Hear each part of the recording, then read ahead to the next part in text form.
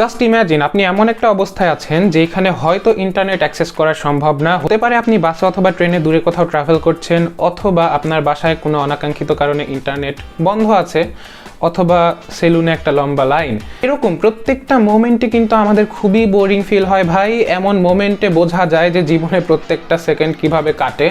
So এই রকম সময় আমাদের কাজে আসে অফলাইন গেমস। যেহেতু আমাদের ফোনে ইন্টারনেট অ্যাক্সেস করার কোনো ব্যবস্থা নেই আর আমাদের সময়ও যেহেতু কাটছে না, এমন একটা সময় আমরা অফলাইন গেমস খেলে এই সময়টা পার করতে পারি খুব সহজেই, বা এই সময়টা কাটাতে পারি।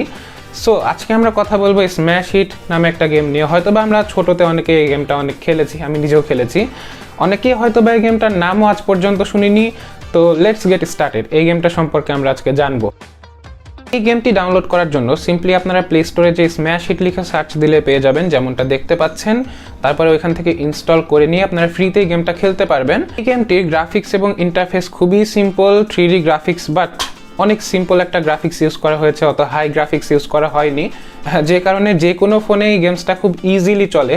এই গেমটা কিভাবে খেলতে হয়? এই গেমটা খেলার জন্য আপনারা নর্মালি স্টার্টে ক্লিক করবেন, তারপরে স্কোর এখানে পরিমাপ করা হয় মিটারে, অর্থাৎ আপনি কত মিটার দূরত্ব অতিক্রম করলেন হাইয়েস্ট, এটা হচ্ছে আপনার হাইয়েস্ট স্কোর।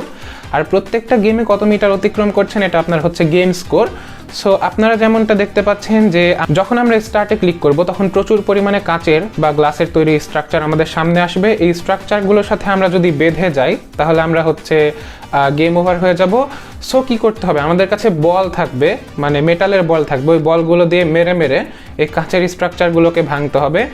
আর ত্রিভুজ আকৃতি বা পিরামিড আকৃতির যে স্ট্রাকচারগুলো আছে ওই স্ট্রাকচারগুলোতে মারলে 3টা করে আমরা হচ্ছে বল আরও পেয়ে যাব এক্সট্রা, যেগুলোকে আমরা পরে আবার কাজে লাগাতে পারবো। আর যদি আমাদের কাছে সবগুলো বলও শেষ হয়ে যায় তাও আমরা হচ্ছে আউট অফ বলস হয়ে হচ্ছে আমরা গেম ওভার হয়ে যাব। সো এইটাই হচ্ছে নর্মাল গেম, খুব বেশি কমপ্লেক্সিটি নেই গেমের মধ্যে। এই তো মোটামুটি আমরা যেমন সাবওয়ে সার্ফার্স বা অন্যান্য বিভিন্ন ধরনের গেমস খেলে এসেছি, কিন্তু বিশ্বাস করেন ভাই এই গেমটা প্রচুর পরিমাণে অ্যাডিকটিভ।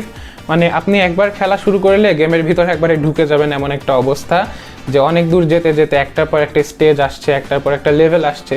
সো এই জিনিসটা যদি আপনারা এমন একটা সময় খেলেন যে সময় আপনাদের সময় পার হতে চাচ্ছে না, ইন্টারনেট নেই, আপনার হাতে পড়ার মতো বইও নেই, মানে করার মতো কিছুই নাই আপনার হাতে, এমন একটা সময় এই গেমটা খেললে খুব সহজে আপনারা টাইমটাকে পাস করে নিতে পারবেন। অ্যান্ড আশা করি আপনাদের কাছে গেমটা ভালোই লাগবে। অ্যান্ড কমেন্ট করে জানান কারা কারা আপনারা এই গেমটা খেলতে ইন্টারেস্টেড।